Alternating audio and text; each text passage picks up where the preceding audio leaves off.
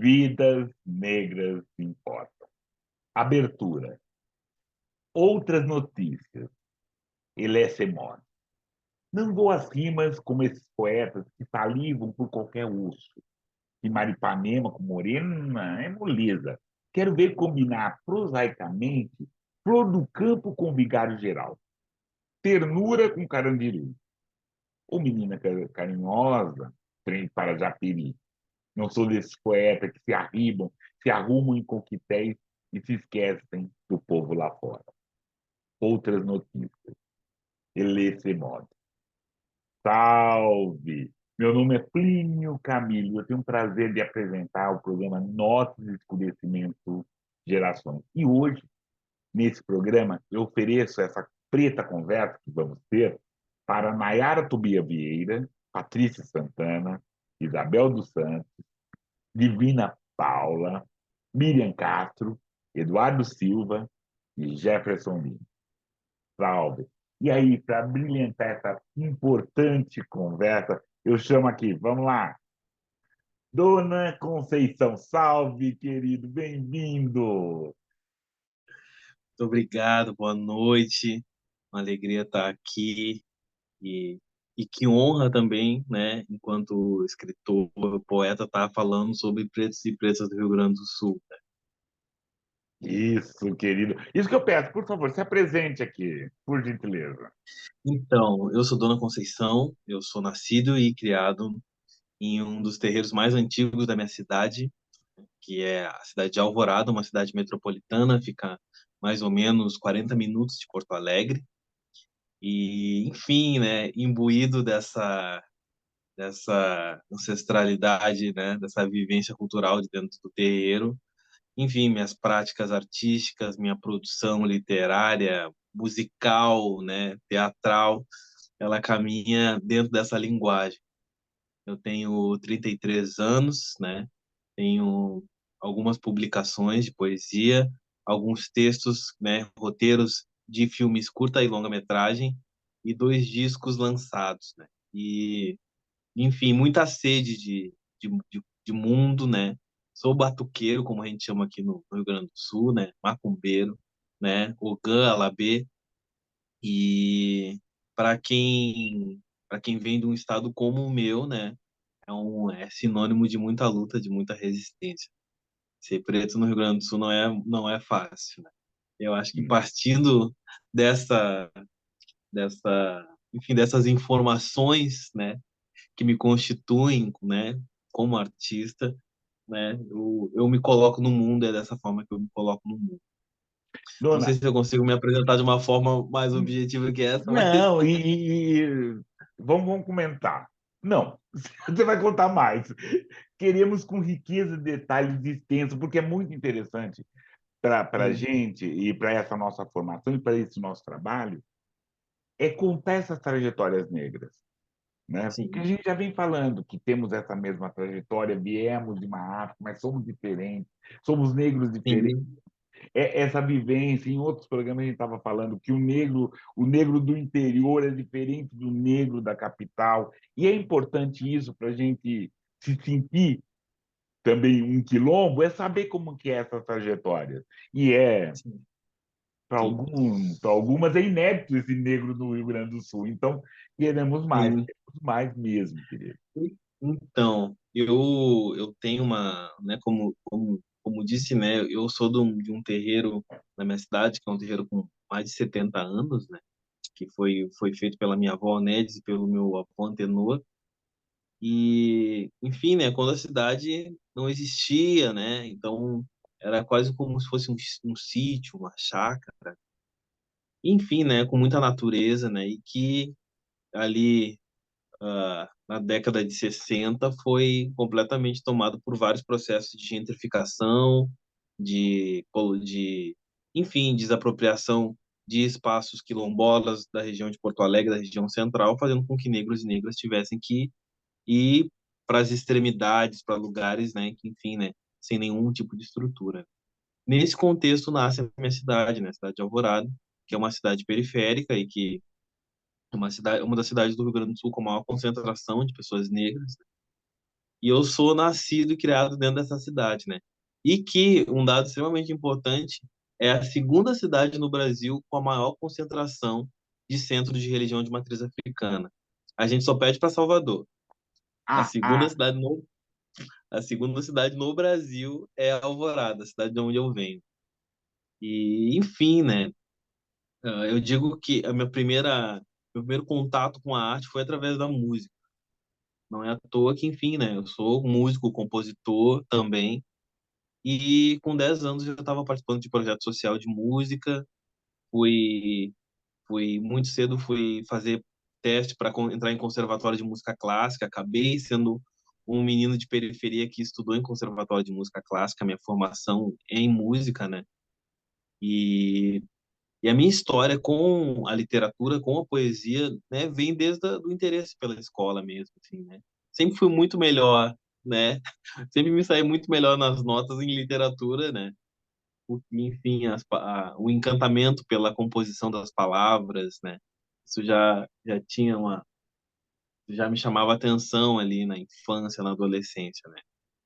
E eu tive o privilégio, né, de um dos meus primeiros trabalhos artísticos em estar no palco, né, como ator, foi com a Vera Lopes, né?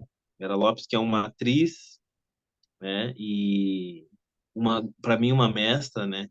Eu já com 16 anos, tinha 16 anos, ia fazer 17 anos, a gente se conheceu, tava tocando em uma era um sarau, eu acho, de conclusão de curso da onde eu estava estudando.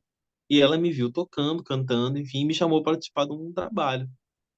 Enfim, né? E ela veio, a gente não se conhecia, e ela me apresentou um texto de um grande poeta, e é uma pessoa, um poeta que para gente, para pretos e pretas daqui do Rio Grande do Sul, é um nome muito significativo, que é Oliveira Silveira.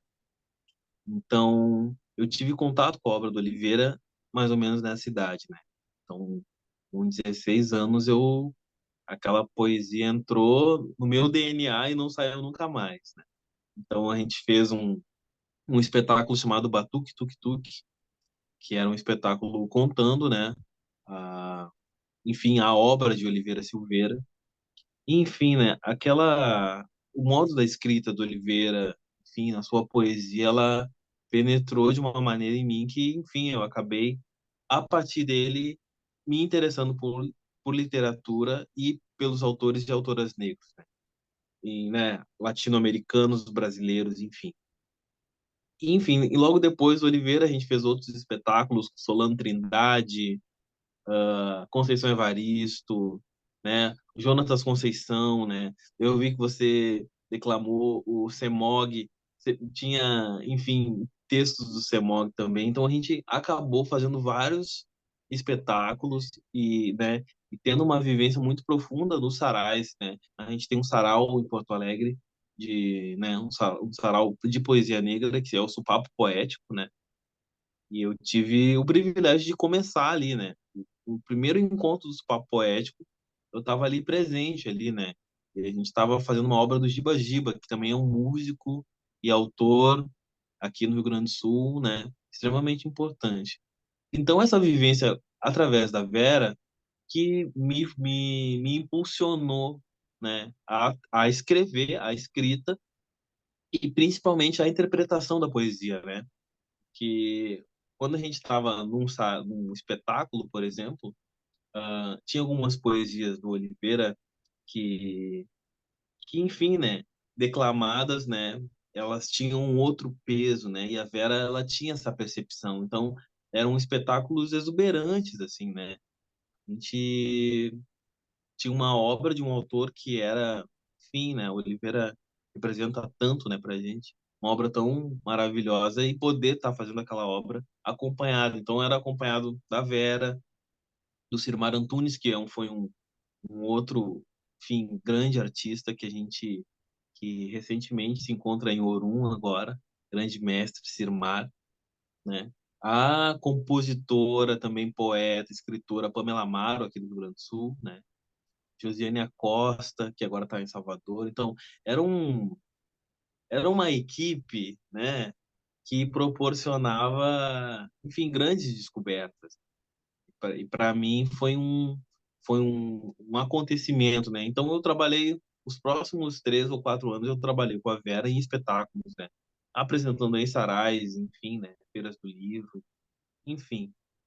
E foi mais ou menos nessa época que eu comecei a entender, né? A perceber essa necessidade de eu conseguir descrever, né? De falar sobre aquilo que eu estava sentindo, percebendo, né? E que muitas vezes era esse descolamento da realidade, né? Que, que as pessoas negras, né? A percepção que as pessoas negras têm da realidade e o descolamento da realidade. Eu sentia a necessidade da escrita. Então foi mais ou menos nessa época que eu comecei a escrever, compor música, né? Melodia e poesia e contos, enfim. Foi a partir daí, assim, né? Só que isso é uma coisa que eu conto e, enfim, né, depois de ter lançado o disco, ter ganhado prêmio, né, ganhei prêmio com os meus textos literários e com os textos que viraram um roteiro de filme, mas eu não me encontrava nesse lugar de artista, eu acho que muito pelo fato de que eu observava a Vera, o trabalho dela e achava lindo, né? E via ela como uma atriz, como uma pessoa, mas eu nunca conseguia me enxergar como artista, como poeta, porque a gente vive uma realidade aqui de que, né, a gente já é né, sub-humano, né, nós, enquanto homens negros, né, e mulheres negras. Essa percepção de que a gente é menos do que a gente, né, que a gente é. Então é uma vida sendo pensada assim, uma vida sendo colocada nesse lugar. Então eu demorei muito tempo, tanto que a, a música que dá nome ao meu primeiro disco, que é a Shed Fala, eu compus com 18 anos e só fui lançar com 28, né? Então eu demorei um tempo para conseguir me perceber enquanto artista, né? E não só enquanto artista, enquanto potência, né? Ou simplesmente enquanto um ser humano que quer se expressar e quer contar e falar alguma coisa. Então eu demorei esses 10 anos. Só que esses 10 anos foi o tempo que eu fui maturando várias coisas. Então eu escrevia muito, foram 10 anos de muita produção, sabe? De texto, enfim, né? Acabei cursando licenciatura em música e então acabei indo para a linha de ser educador, de ser professor. Trabalhei muito tempo dando aula, trabalhei muito tempo em projeto social, fui coordenador de projeto social, já era coordenador desde os 15 anos, né, de projeto social na periferia onde eu atuo. Então eu tinha uma percepção diferente, né, da minha função, né, que não era só o fato de eu ser artista ali, né? O palco é uma coisa que é, né, que para mim hoje é uma coisa, né, que dá sentido para minha existência, mas eu também entendi que eu tinha uma responsabilidade, né? Não só o fato de, enfim, né, de ser músico e artista, poeta de periferia, mas pelo fato de ser preto, né? Num lugar completamente embranquecido, um lugar onde a minha religião ela é muito fetichizada, né? Ao mesmo tempo que a gente vive num estado que tem vários centros de terreiro de matriz africana, é muito embranquecido, né? E uma pessoa branca dentro de uma religião de matriz africana, né, todo mundo tem direito a receber o axé. Todo mundo tem direito de, enfim, né, cultuar seu orixá. Mas existe especificidades que as pessoas não entendem, né? O fato de ser preto e batuqueiro, preto e macumbeiro é outra parada, é outra onda. Tem coisas que passam pelo nosso caminho que é só quem tá ali para sentir mesmo. Então eu tinha que falar sobre isso. Eu tinha que colocar sobre isso, falar na, na minha poesia, né? E, enfim, desencadeado por esses autores e autoras que eu fui sendo presenteado ao longo do caminho, né? E, enfim, acho que a minha escrita, né, ela é muito intuitiva, né? Ao mesmo tempo, né? Tanto a minha composição, você vai ouvir minhas músicas, você vai procurar meus textos, né? É muito intuitivo, né? Porque parte e a intuição vem muito da observação também, né? A gente pensa que a intuição é alguma coisa que parte, mas enfim, ela é muito de tu silenciar e observar, né? Então, venho muito de um lugar desse de tentar observar o que acontece, o meu entorno, né? Esse, esse descolamento do ego, né? De, enfim, observar o que está acontecendo com o irmão, com a irmã. Eu acho que é uma prática, né? É uma prática que vem de casa, né? Então, quem nasce em terreiro, se não conseguir pensar no outro, é muito difícil, né? Com A gente vai certeza. perceber. Querido, É muito. você vai continuar a falar, eu peço, mas ficamos curiosos dessa poesia. Você pode declamar alguma dessa poesia intuitiva, querido? Por gentileza. Sei que não é, mas da sua lavra. Claro, afluentes, afrodescendentes, sal e terra quente a Constituição, arranha-céus e barracos de zinco, empresários, mendigos, como uma nação afastados, povos relocados e criminalizados pela sua cor. A arte é vida, a vida dividida. A arte imita a vida e a vida sem o valor. Não tem amor quem sabe ler a psicografia popular, a minha dor, o meu querer e um filho muda a sua vida. Palanques, levantes, balas de fuzil, retratos, molduras e Brasil. Os placebos, os medos, sem se revelar, misérias, desejos e amar. Amar. Não tem amor quem sabe ler a psicografia popular. A minha dor, um bem-querer e um filho muda a sua vida. Legal, legal. Qual o título dela, querido? Esse texto se chama Psicografia Popular, né? Eu Legal. fiz esse texto em 2017, né? Ele é, ele é a primeira parte, né, um, de um texto que é um espetáculo poético, né? E ele e ele fala a história de uma, né, ele conta, narra a história de uma senhora que eu conheci, eu estava fazendo a direção de um filme documentário na cidade onde eu moro, contando a história da representação negra na cidade, eu conheci a Dona Solange.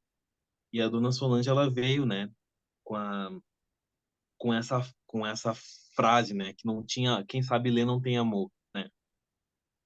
E, enfim, ela é uma mulher preta, né, com 73 anos na época, que não sabia ler e criou seus filhos, e que ela dizia que toda vez que chegava em algum espaço com alguma pessoa letrada, ela era destratada ou colocada como invisível, né? E ela, enfim, né? Esse texto ele é um retrato da nossa conversa, né?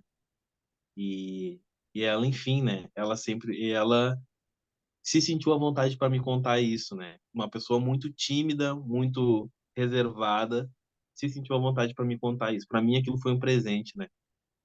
E foram duas coisas que ela falou. Foram isso, né? De quem aprende a ler perde o amor e, e que um filho muda a sua vida. E eu achei isso de uma coisa tão profunda porque, enfim, me tornei pai, né? Minha filha tem 3 anos agora.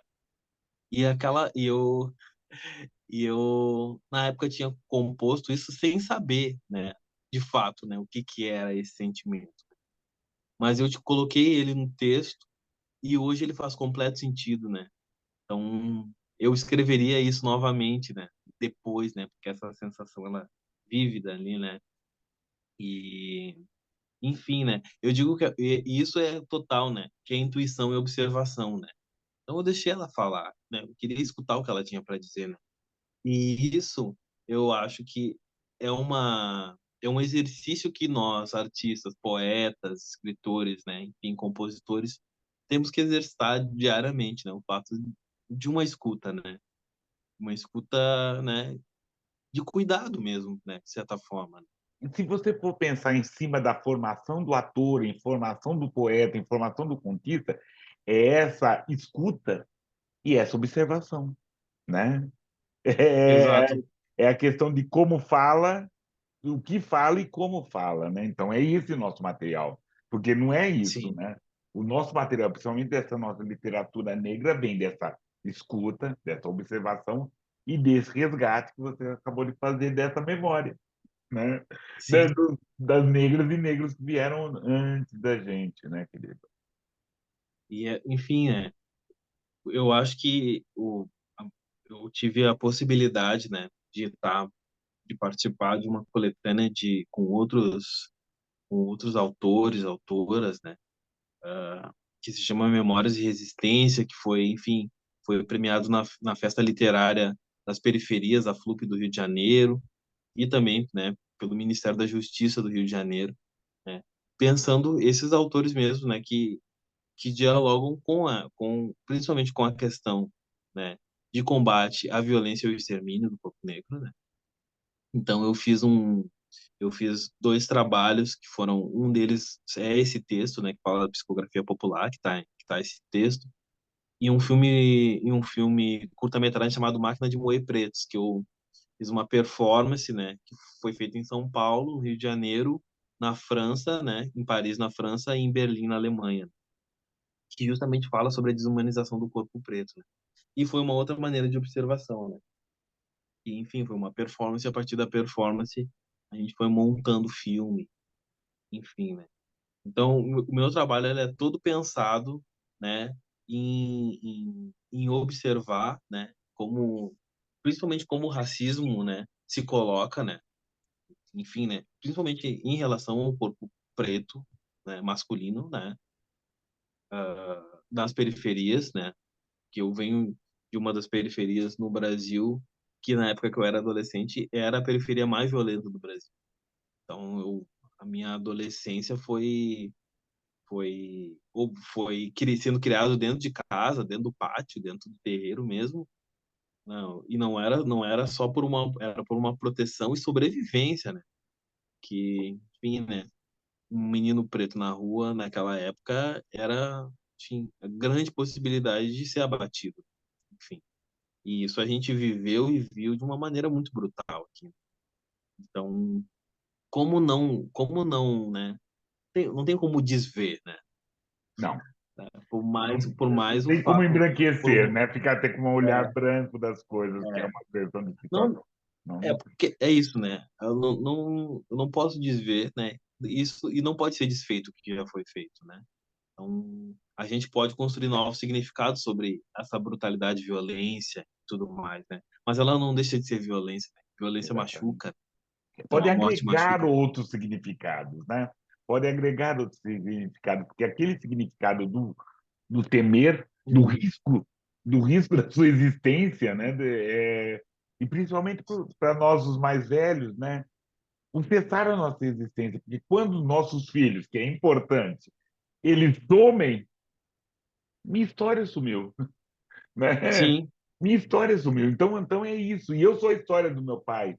Então eu sobrevivendo, estou sobrevivendo essa história do meu pai e sobrevivendo é a minha filha. As nossas filhas, elas sobrevivem à nossa história, né? E fazem novas histórias. Então, a gente teme, né? A gente teme muito por esse exato.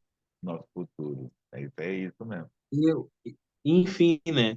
Algumas pessoas me colocam nesse lugar sei lá, de um nome dessa geração de artistas do Rio Grande do Sul, que, enfim, né? Tá ali na frente, combativo e tal, né? Eu vejo que, assim, eu vejo que, enfim, eu escrevo e componho sobre uma diversidade de coisas, né? Mas as pessoas acabam me reconhecendo pelo fato da escrita, né? Colocando as nossas questões, e é por uma questão evidente, né?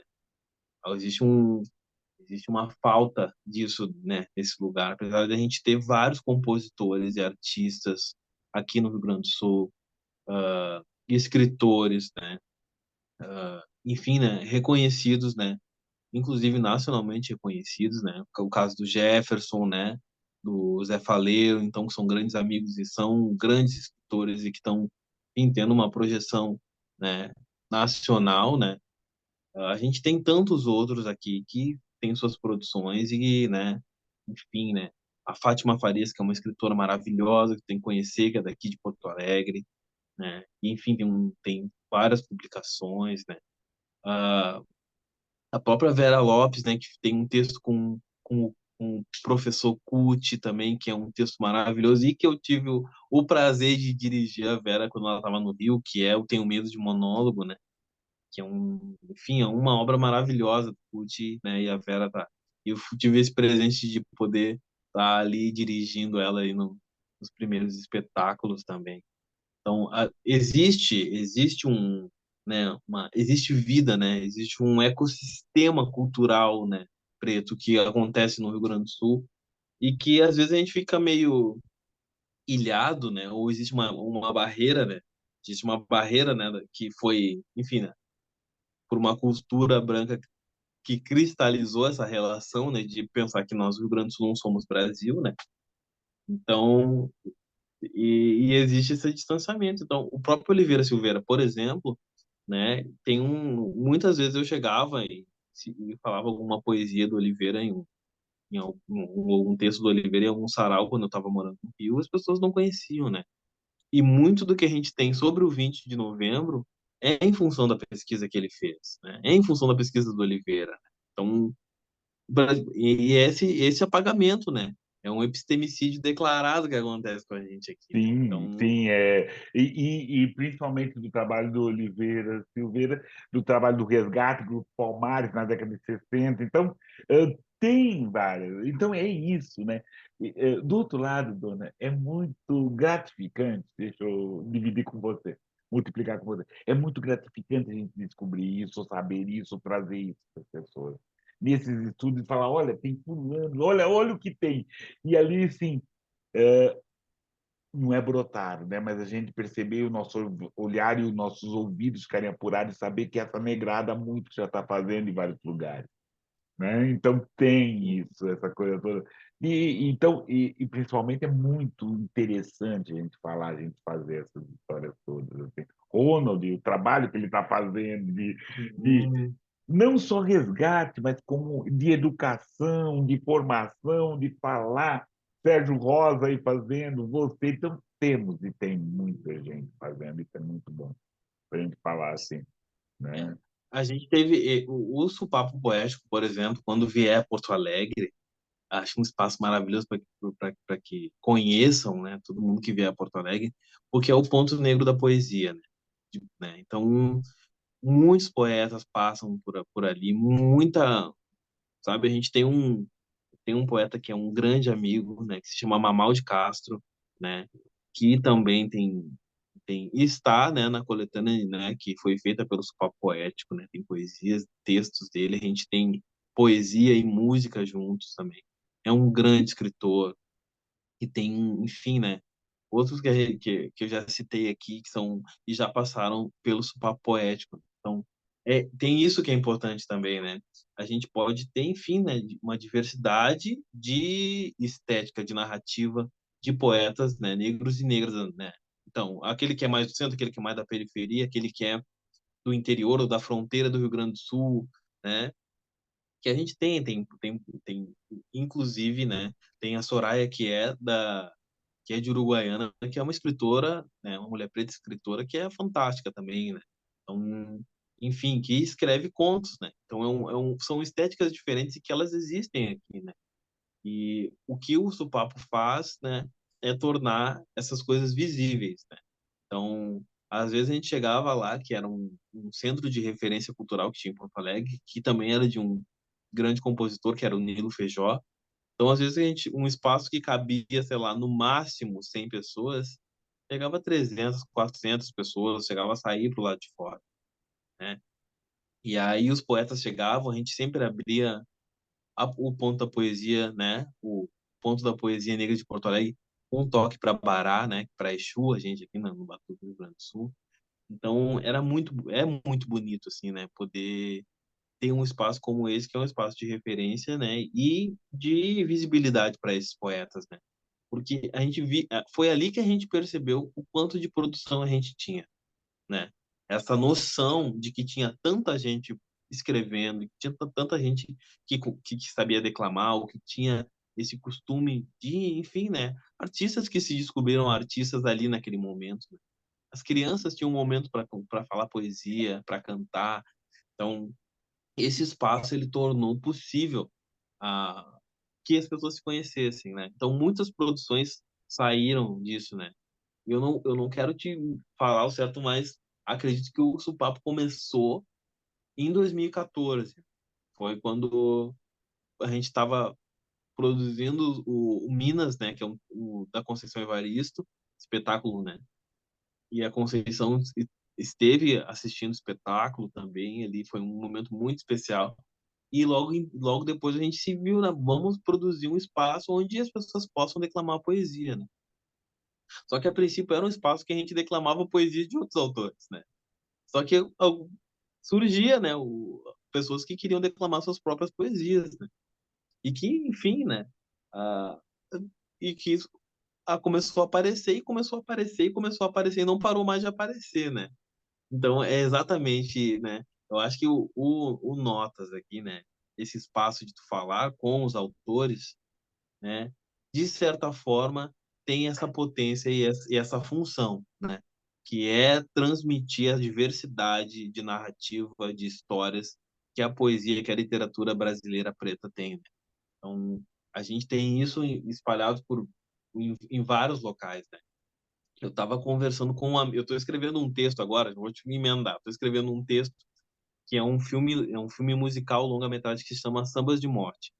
E esse, enfim, né, conta é uma história pesada, é um filme musical, mas é uma história que fala sobre o assassinato de um jovem negro, né?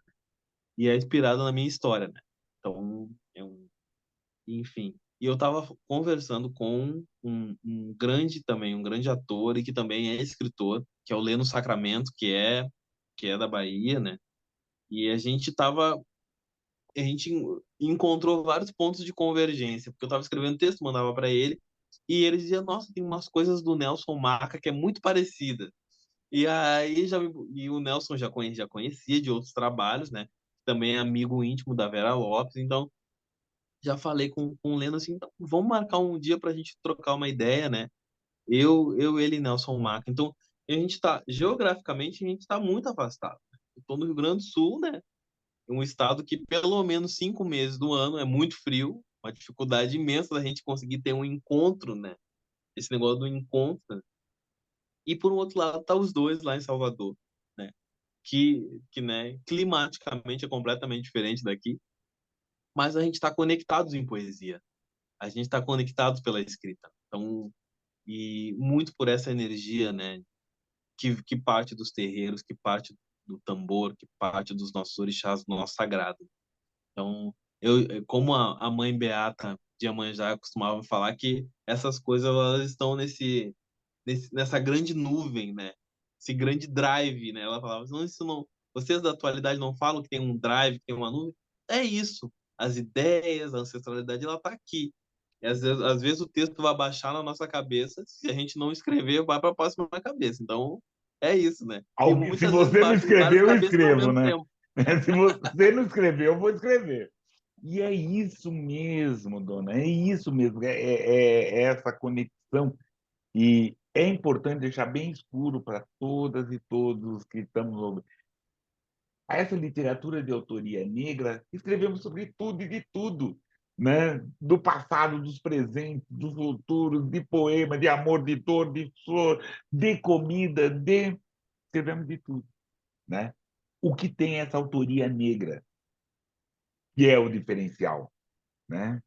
E aí falamos desse amor com essas dores, com esses olhares, com esses sorrisos, com esse viver, né? Com esse crescer no terreiro, crescer vizinho do terreiro, crescer longe do terreiro, e como é isso para a gente.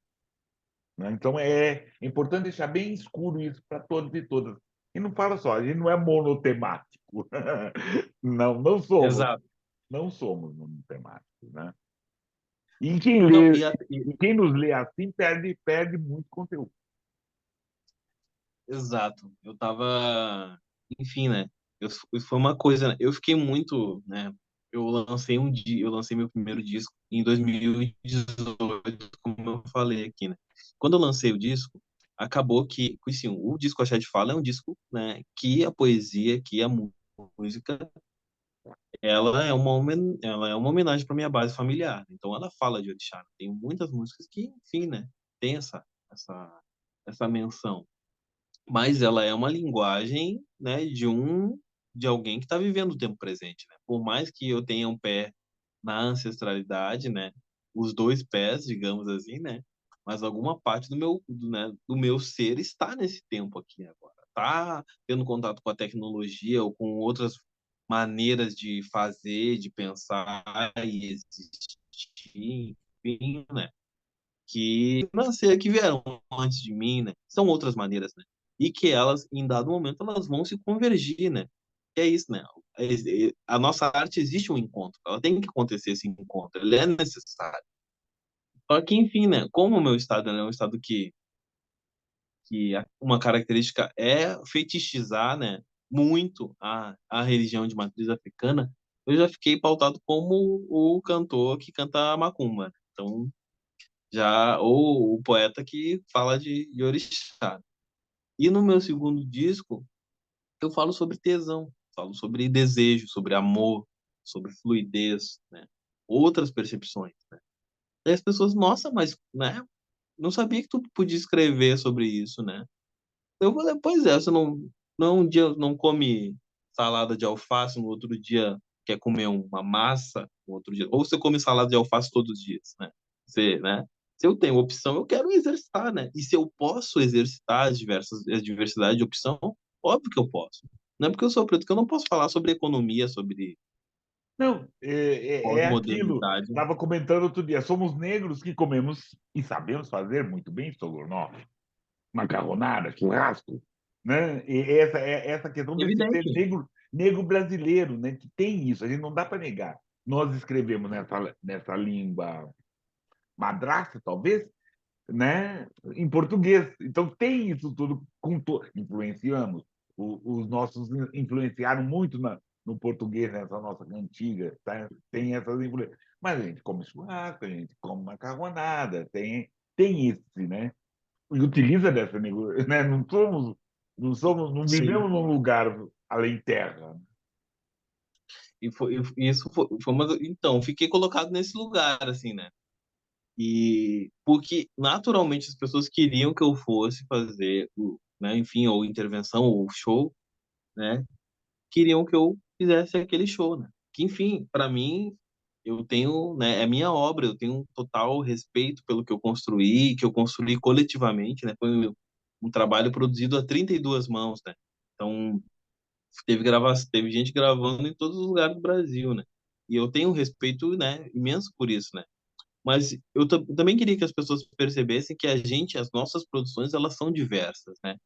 Por mais que em algum tempo ou outro a gente vá falar sobre questões do racismo, porque é uma questão que, né, nos atravessa diariamente, cotidianamente, né?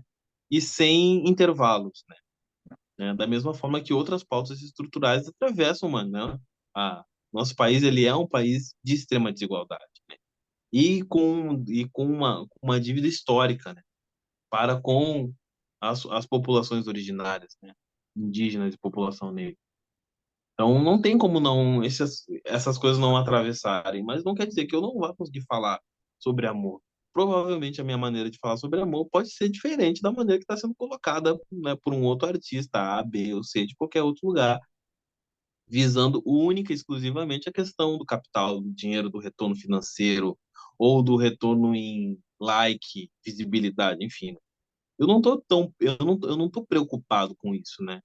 Porque da cidade onde eu venho, eu talvez seja o único artista, o único poeta, compositor, ator que viajou para fora do país sendo preto para trabalhar com arte. Talvez eu seja o único que recebeu o prêmio, né?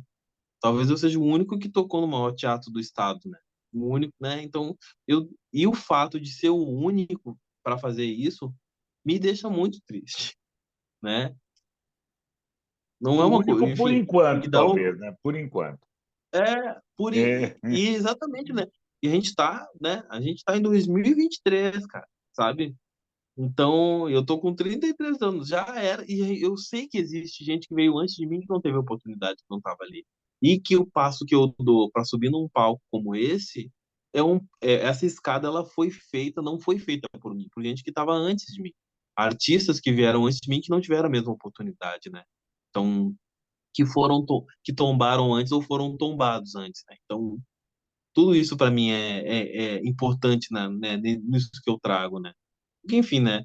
A gente, a gente produz a arte, né? E muitas vezes esse mundo, né? Quando a gente está escrevendo, né? Ele parte de um mundo ideal, né?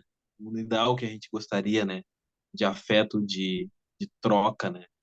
E, enfim, né? Se eu pudesse viver em alguns dos meus poemas, nossa, eu acho que isso seria, né, o paraíso, né? Que Com ali certeza, com certeza, ou querido. viver em poemas de alguns autores e autoras que eu adoro.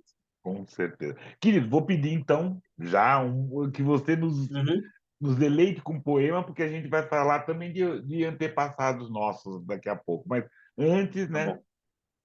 fechando esse bloco, né, e aí é pedindo para que todos, né, dê seu Uhum. axé para nós, assim, escrevam, comente, tudo isso.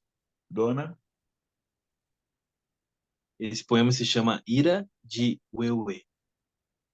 Língua afiada, faca molada, minha poesia é troca de vida, troca de amor, troca de dor, troca de versos, um repente na gol. Quanta janela, quanta vidraça, quanta fumaça, pouca floresta, o que me resta, o que não passa, passa e repassa um recado da terra. Aquele que tem medo da folha logo fica na encolha. Se vê o rio manchado ou se vira canoa, segura o reggae e segura a criança, segura a batida que dá segurança, bença a Valdina, bença a Regina, vem Terezinha e Nega Martinha, de Paranoá, viva Xambá, refazendo a refazendo. Acabou, me diz o que aconteceu. Era meio-dia e o céu escureceu. Nem boca, nem língua vai sobrar depois que a ira de Ueuê passar. A cura dessa vida louca, que tudo devora e caminha para ver, passando por cima de tudo, concreto, ferida profunda do ser, cegueira mental que sufoca, toda a natureza provoca estragos irreparáveis e os responsáveis seguem no poder. Acabou. Me diz o que aconteceu. Era meio-dia, o céu escureceu, nem boca, nem língua vai sobrar depois que a ira de Ueuê passar. Sem folha, não tem orixá. Oba! Oba, querido, oba, Por oba. favor, depois vocês podem conferir meu trabalho nas redes sociais, Dona Conceição no YouTube, no Instagram, Facebook, e por ali a gente vai trocando, vocês Sim, vão ter os espetáculos, show e tudo mais. e vai estar tudo aqui, né? Vai estar tudo nesse primeiro comentário, nessa descrição, tudo tem tá todo lá. Então, só licença, querido, para esse nosso intervalo, né? Para falarmos de outros pretos e pretas que vieram muito antes da gente, né? E hoje nós vamos falar de José Nascimento Moraes. Interessante isso. A gente estava falando sobre isso, como a memória acaba embranquecendo. Então a gente acaba procurando fotos, coisas dele, então tem essas fotos embranquecidas dele. Ele nasceu em São Luís do Maranhão, em 19 de março de 1882, e faleceu em 22 de fevereiro de 58. Ele foi cronista, jornalista, praticamente trabalhou em todos os órgãos da imprensa de São Luís, né? Ele é romancista, contista, ensaísta, foi presidente da Academia Brasileira, desculpa, Noruense de Letras, educador, foi, mas isso é muito importante, como, e a gente está vendo essa trajetória do Dona, como isso, como esse ser negro nos obriga, nos faz trabalhar, nos faz versar, e aí é interessante, por toda qualquer gênero e possibilidade, né? Ele abordou na sua literatura de uma maneira crítica o preconceito racial. E o seu livro, né? Esse que nós estamos aqui, Romance Crônica Maranhense, Vencidos e Degenerados, que a primeira edição é de 1915, ele representa, né? Ele faz esse romance falando sobre 13 de maio de 1888, sendo um dos poucos romances brasileiros a iniciar nessa data. Isso é importante, porque quem faz letras, quem estuda, nunca sabe, nunca ouviu, nunca tem essa história toda. Então, hoje a gente está descobrindo, redescobrindo, né? Agora estudando com mais profundidade, Maria Firmina, e sabe que também no Maranhão nós temos o Nascimento Moraes, né? E esse romance ele faz uso de um registro jornalístico para falar um retrato sociológico da sociedade maranhense do pós-abolição, né? Expondo sua face decadente. Muito interessante. E o que Manuel de Jesus Barros fala que o cotidiano de São Luís, né, depois da abolição, foi por ele mesmo mapeado anatomicamente, analisado sociologicamente e narrado com sagacidade e rigor dialético. Muito importante. Ele teve várias obras, vários trabalhos, várias coisas, contos, né? Teve tudo, as obras dele, né, reunidas no Conto de Valério Santiago, que veio ao público após a morte dele. Muito importante, muito necessário essa revisitação desse griot, desse importante griot nosso, né, do Maranhão, José do Nascimento Moraes. Né? E é lembrar também que ele estava por aí durante até a década de 50. Legal isso. Vamos continuar, querido. Vamos continuar a nossa conversa. Dona, por favor, volte. Continue, querido. Eu queria. Ficou muito interessante, me aguçou muito a curiosidade, e aí você já falou, eu acho que você vai repetir, como que é isso ter crescido nesse terreiro, né, nessa proteção, né? E está aqui agora. Como que é isso? Como reflete nesse seu andar? Não só na sua literatura, mas nesse seu Enfim, caminhar. então, enfim, né? Quando a gente, assim, né? Quem é nascido, né? Criado dentro de um espaço sagrado, né? Como é os terreiros, né? Os terreiros de batuque, os terreiros de candomblé no Brasil, a gente acaba, né? Tendo dores e delícias em relação a isso, né? As delícias, elas são sempre dentro do espaço onde a gente convive, né? Espaço de cura, espaço sagrado, né? Então, a nossa convivência, ela é pautada ali pela união, né? Pela festa, pela música, pelo canto, pela comida. Então, né? Quando tem as festas, os xirês de batuque aqui, é uma alegria, né? Ver aquela gente toda feliz, né? Se reunindo e podendo ali tá comungando a sua fé, né? Então, isso é uma maravilha, né? Então, crescer num espaço assim, uma criança crescer num espaço com muita comida, com muita festa, né? É um presente, um privilégio. A questão, né, de como, principalmente os espaços de ensino, onde a gente é, inclusive, letrado, né? Nos colocam num lugar, né, de não aceitação da nossa fé e de não aceitação da nossa cor. Então, os lugares onde eu sofri racismo pela primeira vez foram na escola e foram com a professora de português, né?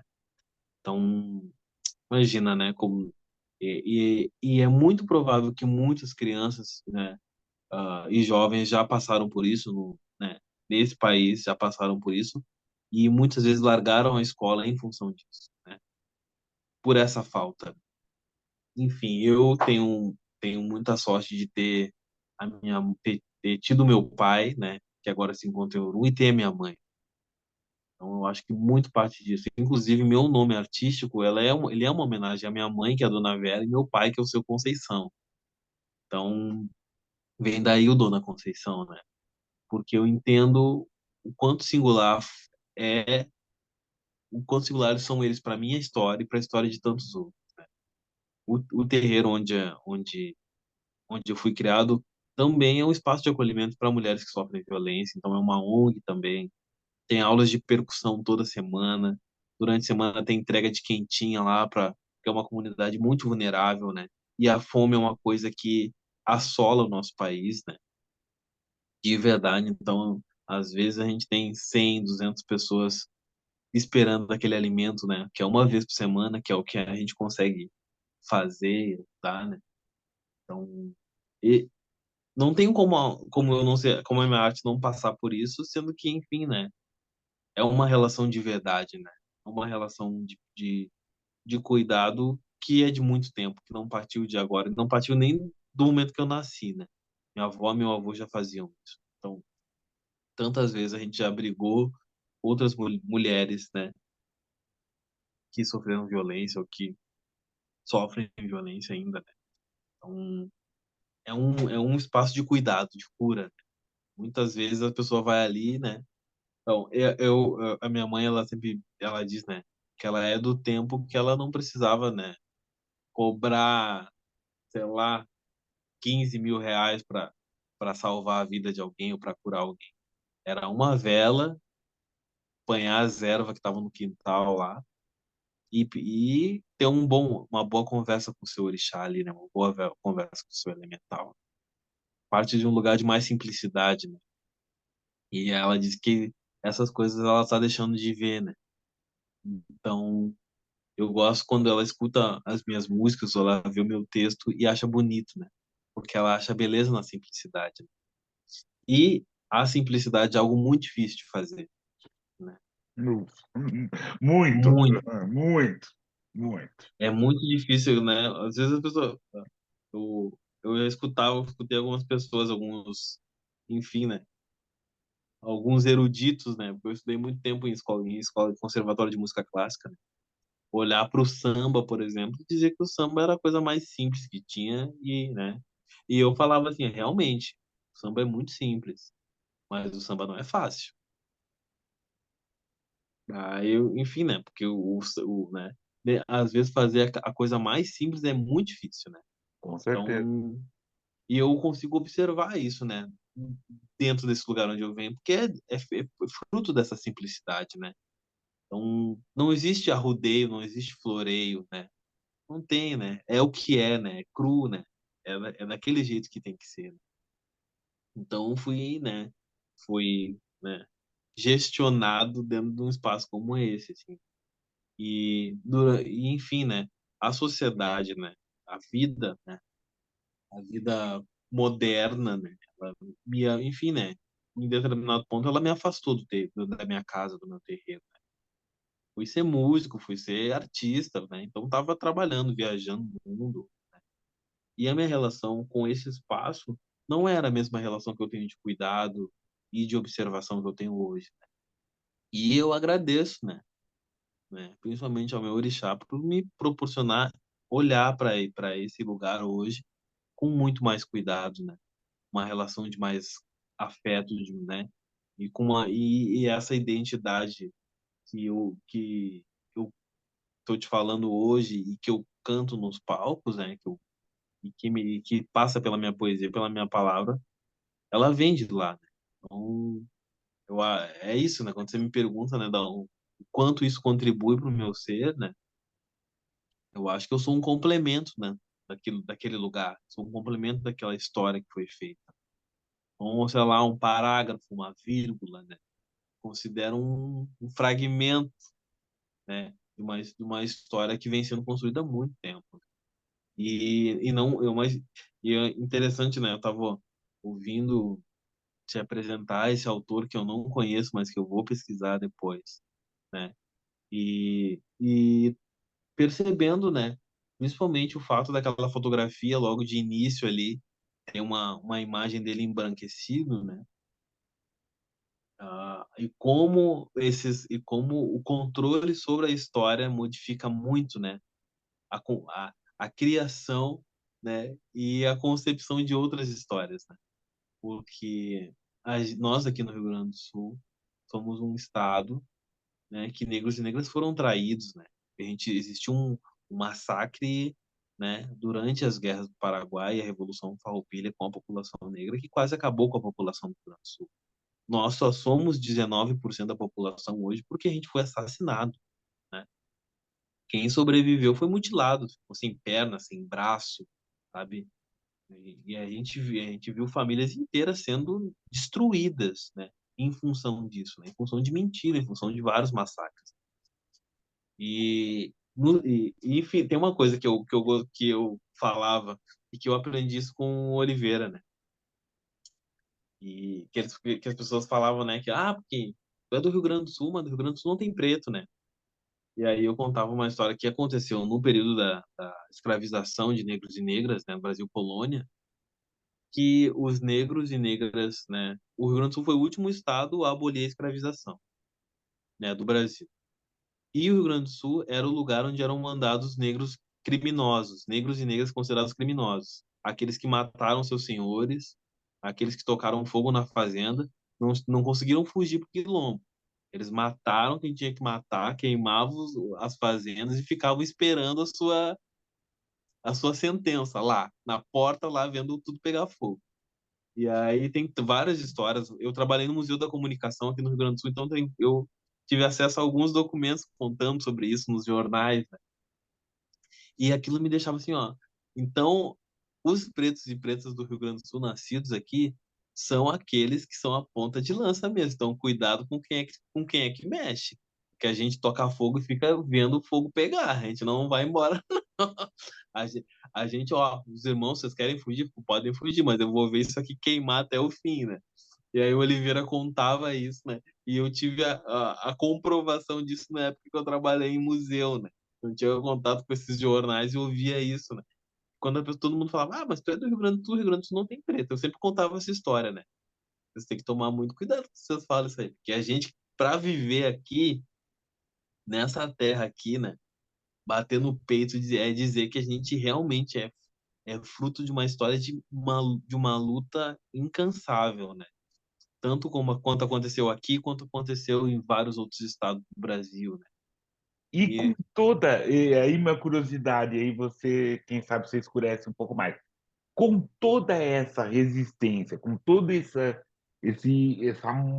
mortandade, essa questão toda, você vem de uma cidade que tem mais, tanto mais terreiros do que, né, o segundo lugar maior do Brasil. O que é isso, então? É parte dessa insistência, resistência e existiu, persistência? é, existiu ali, assim, ó, da virada do século XX, como eu te falei logo no início, um processo de gentrificação da cidade de Porto Alegre.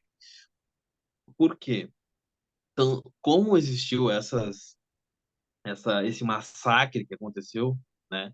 A população negra do Rio Grande do Sul toda veio, né, para a região metropolitana, né? Então, se abrigavam ali no centro de Porto Alegre, tanto que, né, a gente tem o mercado público, por exemplo, que é o mercado de Porto Alegre, foi reconhecido pelo rei Custódio, que foi um rei que veio, né, do Senegal, né, nessa época, né? E tem o primeiro Exu, né, que a gente tem no espaço público, talvez no Brasil, né, foi, né, registrado, tipo, tombado, né, foi o do Mercado Público de Porto Alegre, né? Que foi pelo Rei Custódio, inclusive, né? Então, tem registros sobre isso, né? Então, aquela região central de Porto Alegre, ela era, né, tomada pelo- pelos negros, né? Porque o porto, né, o porto que tem, né, o cais do Porto em Porto Alegre é o maior cais em extensão da América Latina. Então, todo o trabalho, todo o arroz, o trigo que era exportado para outros lugares saía dali. Então, a mão de obra mais barata, né, como no Brasil, como tudo, era mão de obra negra. Então, a maior parte da população se concentrava naquela ali. Só que, enfim, né, o processo de gentrificação foi, eles começaram a tocar fogo em incêndios acidentais, né, cobrando aluguel exorbitante de famílias, né, que não tinham condições. Essas pessoas começaram a se afastar e foram sendo jogadas para alguns lugares bem afastados, né? Dentro da cidade de Porto Alegre, então a gente tem a Restinga, o Partenon, que são bairros de maioria negra, e a cidade de Alvorada. E esses negros e negras, evidentemente, né, todos cultuando, né, o batuque, né, que a gente chama, né, das nações, né, nações de batuque que a gente tem aqui, né, que tem uma diversidade de nações também, né? Cada um canta e toca para os seus orixás de uma maneira específica, né? E, enfim, eu digo que esse fenômeno que a gente tem aqui, né? Que às vezes você vai, por exemplo, numa segunda-feira, né? Que é o dia que a gente vai colocar o Exu na rua, né? As encruzilhadas agora estão tomadas de pipoca, de gente fazendo macumba. E é o único lugar, é um dos lugares, poucos lugares no Brasil que eu já vi isso acontecer assim, ó. Que é de várias encruzilhadas com pipoca e gente saindo fazer os seus preceitos religiosos, né? Eu acho isso de uma beleza, sabe? Fico, eu fico realmente tem coisas que eu fico apaixonado, assim, né? De ver que ainda existe aqui, né? E, enfim, né? Eu acho que esse processo violento, né, de gentrificação, né, de resultou também, né, nessas cidades, esses espaços, né, afastados do centro de Porto Alegre, terem essa grande concentração de casas de religião. Daí é batuque, umbanda, né, enfim, né, enfim, quimbanda, que a gente, o culto para os Exus aqui, né, que a gente chama de catiço aqui, né. Então tem essa, acho que tem que não tem eu não tenho um estudo que eu possa te indicar sobre isso. Isso aqui é uma coisa que eu estou te falando muito da minha percepção e pesquisa, né? Mas eu acho que se tivesse um estudo, eu acho que esse seria um dos, né, indicadores, né, que foi esse afastamento, né? Que eu não sei como é que é em onde tu vive, em São Paulo, né? Mas existiu e existe um processo de gentrificação muito grande, né? Sim. Tem alguns quilombos, por exemplo, são quilombos urbanos que tem em Porto Alegre, que cotidianamente sofrem algum tipo de ataque. Ou é a polícia indo lá alegando que é um ponto de tráfico, né, e agredindo e batendo. Então a gente sempre se organiza assim, né? E aí eu volto a colocar os papos poéticos na roda, porque muitos desses lugares de organização social para organizar a militância negra de Porto Alegre foi os papos poéticos, porque ali estavam as lideranças comunitárias, né, os estudiosos, os pesquisadores, então a gente se articulava ali, né, na poesia também, né. Então tem essas coisas que eu acho que são que a gente tem de diferente, né. A nossa maneira de organizar, de pensar, de intervir, de bolar estratégia é ali no momento da poesia, no momento do toque do tambor, na roda de samba, no samba mais simples que tiver, a gente utiliza ele para contar alguma coisa, para organizar alguma coisa. E eu acho que isso a gente não perdeu, né? A gente pode estar ali, né, sambando de cachecol, de touca, com -3 graus, mas a gente está sambando. E é isso que importa. É o nosso samba. Querido, vou pedir uma licença para você para a gente fazer o Estante Preta. Peço a licença e lembrando para todas e todas, aproveitem, né? Deixe seu axé para essa nossa conversa, para você poder divulgar. Então vamos no nosso Estante Preta, né? Voltando. E aí, a primeira indicação, esse livro, Maria Firmina dos Reis, parte de uma precursora, né? Isso está pela editora Malê. E é o que a gente está falando, né? Maria Firmina dos Reis é uma precursora, fala muito, uma das primeiras negras que escreveram um romance na América Latina, um romance, né, da escola romântica, porém com personagens negros importantes, né? Não antagonistas, mas protagonistas. Isso é importante. Fora todo o seu trabalho como educadora, como estude, né, como procura também ver o folclore do Maranhão, várias coisas. Muito importante. Uma ou sempre Estante Preta, ou um outro livro, uma outra indicação que é interessante é Machado de Assis. Temos que ler Machado de Assis. E aí tem essa proposta, né, pela Record, Machado de Assis, seus 30 melhores contos. Isso é importante a gente poder ver a negritude, como ele trabalha, o que Dona falou, essa resistência, essa persistência, esse olhar, né? E como ele fala do Rio de Janeiro. Então, essa é uma outra indicação muito importante de Machado de Assis. E, finalizando esse livro importante, que saiu pela editora Sesc, da organização da Lígia Fonseca, Lições de Resistência são textos, artigos que Luiz Gama escreveu não só para a imprensa paulista, mas também para o Rio de Janeiro, e toda uma discussão, e todo um olhar dessa questão, um chamar para a briga que nós temos com o Luiz Gama. E é isso que eu peço para todos e todas, né? É importante, por gentileza, assine o canal, dê seu axé, façam as coisas, né? Tragam essas informações aqui. Querido, estamos nesses nossos, né? Estamos para finalizar essa questão toda. Eu queria que você declamasse um outro texto seu dessa forma muito bacana, Vamos lá, muito então. negra. Né? Não deixa eu fazer o elogio agora. Estou adorando. Muito negra, muito, nossa, surpreendente. Surpreendente porque da fluidez e como traz essas coisas todas. Então é isso.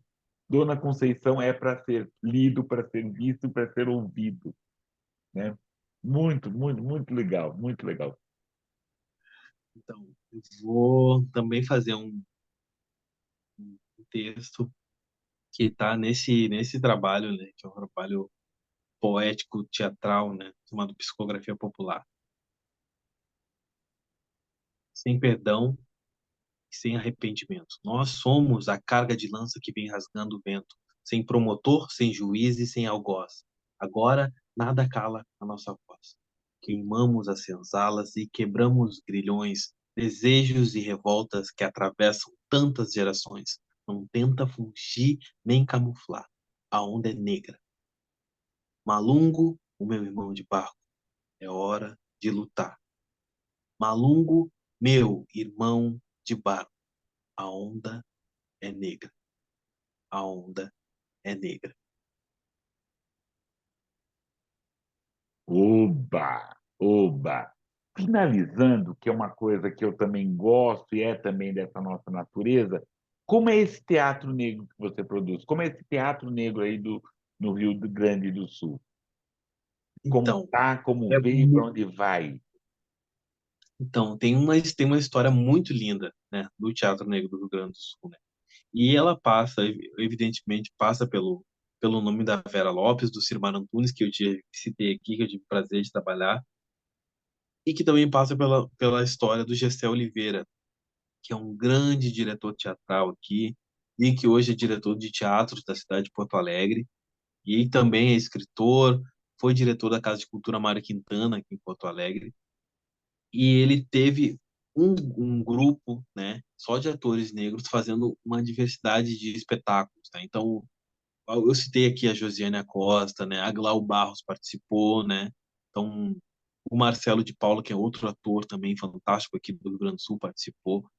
E, enfim, eles deram esse boom, assim, né? Porque era um grupo só de pessoas negras produzindo teatro, né? Então, eles fizeram uma releitura muito bacana que, enfim, viajou o país também, que é o Hamlet sincrético. Então, foi um trabalho maravilhoso, né? E que até hoje, né, as pessoas comentam. E eu gostaria muito que tivesse uma recomposição desse espetáculo, né? Enfim, hoje a gente tem outros grupos de teatro negro aqui em Porto Alegre, né? A gente teve uma peça chamada Qual a Diferença entre o Charme e o Funk, né? Que foi produzido pelo Thiago Pirahira, que é também diretor e hoje é professor, né? De artes dramáticas aqui do curso de teatro da Universidade Federal do Rio Grande do Sul, né? Enfim, né? A gente sempre se conversa, assim, né? E de uma forma ou de outra, a gente sempre, né, alguém conhece o trabalho do outro, né? E existe essa grande produção, né, sendo feita aqui, né? Então, obviamente, a gente acaba se concentrando na cidade de Porto Alegre, porque é a região metropolitana, né? Então, os espaços, os aparelhos culturais estão muitos estão nessa região metropolitana, né? E esses trabalhos todos podem ser acompanhados, assim, esses que eu falei, eu acho que deve ter alguma coisa no YouTube também, assim, né? Inclusive aproveitar assim, teve. Eu fiz parceria e faço parceria com o Fausto Antônio, um Uhum. pesquisador, tá? E que nós fizemos há mais ou menos um ano atrás, um pouco mais, um pouco menos, um ano atrás, um papo com a Vera e com o Gessé e com o Fausto. Eu fiz a direção. Então está aqui também no meu canal, TV Matraca. Olhar e ver que foi muito interessante, que que eles falam dessa genealogia que você está falando, isso tudo, né? Isso é bem E, bacana. Já faço anúncio, não, né? Para ver o meu canal, assim, mas tá aí, TV Matracas, assim. Foi muito sim. legal, mais ou menos um ano a gente conversou com a Que Vera. ótimo. Então é isso. Viu que a gente está muito conectado, muito mesmo, assim, né? E é isso, assim, né? Enfim, tem coisas muito legais surgindo, né? Eu fiz um espetáculo, né? Isso foi em 2019, né? E, enfim, né? Teve a colaboração do GCE também. Então, a gente sempre se conversa, né? Então, eu tenho muito respeito, né? E admiração pelo trabalho, né? Tanto da Vera quanto do GCE Oliveira, né? Porque é isso que a gente fala, né? Eles abriram esse espaço, né? Abriram esse espaço para a gente falar de poesia, para a gente inserir esses textos, né? De autores, né? Privilegiando os autores negros, né? Uma cena muito potente da cidade de Porto Alegre e que ainda hoje reverbera em várias, né? E que também depois disso reverberou em todos os slams, né? Que existe também essa cena dos slams, ela é uma cena muito presente aqui, né? E uma das coisas eu tive, né? Isso em 2019 eu tive junto com a Luz Ribeiro, né, com a Estrela d'Alva, no campeonato de poesia falada mundial em Paris, né? A gente esteve lá e isso representando o Brasil, entendendo que aqui no Rio Grande do Sul foi um fenômeno, e é um fenômeno ainda, os slams, né? E que tu vê os poetas, né, de periferia com outra linguagem, com outros anseios, né? E slams temáticos, slams que é de competição, slam que é só de poesia de amor, então, tu vê uma grande maioria de pessoas negras nesses lugares também, né? Então, vê como uma coisa fomenta a outra, né? A gente não sabe onde é que vai desaguar. A gente Não. só sabe que o rio tem que seguir. Sim, sim. E aproveita, assim, deixar o convite que eu tá na casa da Roberta Estrela Dalva há anos, ela já me deu alguns rabos de arraia. Roberta, vamos lá, vem conversar, né? Não vou convidar você Vou, outra vez. vou, vou mandar uma direta para ela também. Manda uma direta para ela. Fala que o Plínio Camilo está pedindo ajuda dela, por favor, né? Convidando ela para conversar. É lógico, tá? Ela está nas buscas dela, nos filmes, as coisas todas, mas é legal falar de Roberta também. Querido, Sim, então, vamos lá nos despedir, mas antes eu queria aproveitar e fazer essa conversa e essa sugestão nesse nosso canal de a gente ouvir uma outra boa conversa que eu tive com o Evandro Cruz e Silva. Bem interessante, bem potente, uma questão negra muito boa, muito interessante, muito potente. Então, vejam, vão estar aqui todos, né? O canal assina o canal, essas sessões todas. E é lembrar, né, que essa conversa, né, eu ofereço para Nayara Tobias Vieira, Patrícia Santana, Isabel dos Santos, Divina de Paula, Miriam Castro, Eduardo Silva e o Jefferson Lima. Querido, quero agradecer sua gentileza, sua paciência e deixar o registro assim de estar encantado com o seu talento, e tá orgulhoso mesmo, né? Olha como a negrada tá boa, a negrada jovem tá aí, tá beleza.